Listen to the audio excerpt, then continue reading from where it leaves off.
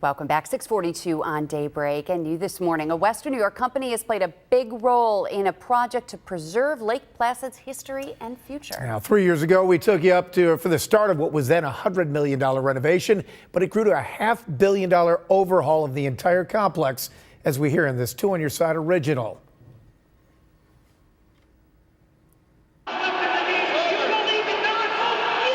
Welcome to Lake Placid. You have just arrived at the most iconic ice arena on the planet. It's a place where miracles have happened that now has its past celebrated and its future preserved. At this year's Miracle on Ice Fantasy Camp, the men behind the miracle, like former Sabres captain Mike Ramsey, got their first peek at the renovated complex. It's a wonderful town. It's a pretty cool place to visit, and obviously it has a big spot in my heart. Yeah, Lake Placid was, it's a once-in-a-lifetime project. This has been a 6-year, $550 million project across all of the facilities, including a new lodge and sliding center at Mount Van Hovenberg that features the only indoor refrigerated bobsled and luge start tracks in the country. There are upgrades at the jumping complex that make this the only facility certified in the nation for year-round competition. A number of upgrades and renovations at the Olympic Center, as well as Whiteface and Gore Mountains.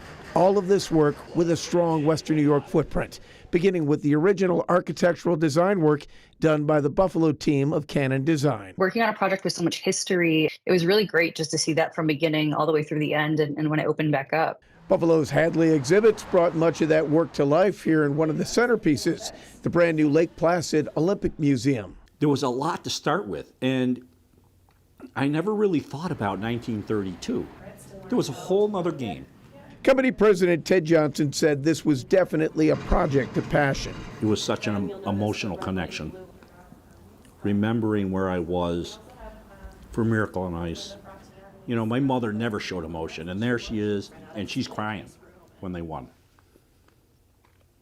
And I'll never forget that. The scoreboard you see here in front of you was the original one-fourth of one of the sides of the original scoreboard. There's history all around, but the mission here was to celebrate that history and replace the artifacts that were still in use, like the mechanics in the Olympic Center's refrigeration plant, the same system that was in use during the 1980 games. And it was old and dated. I was finding parts on eBay, hot wiring things here and there. The parts just weren't available. I was born and raised about 100 meters from here, right behind the arena, so that's the house that I grew up in. Olympic Center General Manager Chad Cassidy says this is about keeping the facility sustainable for the next 50 years or more. We can do everything that we did before, but we do it a lot better.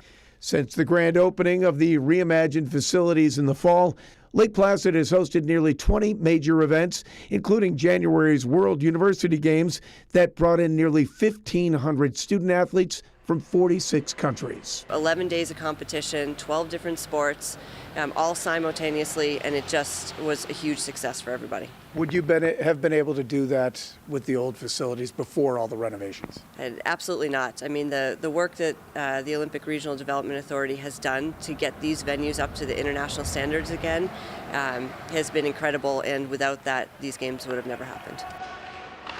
And there were several Western New York contractors who worked on the construction.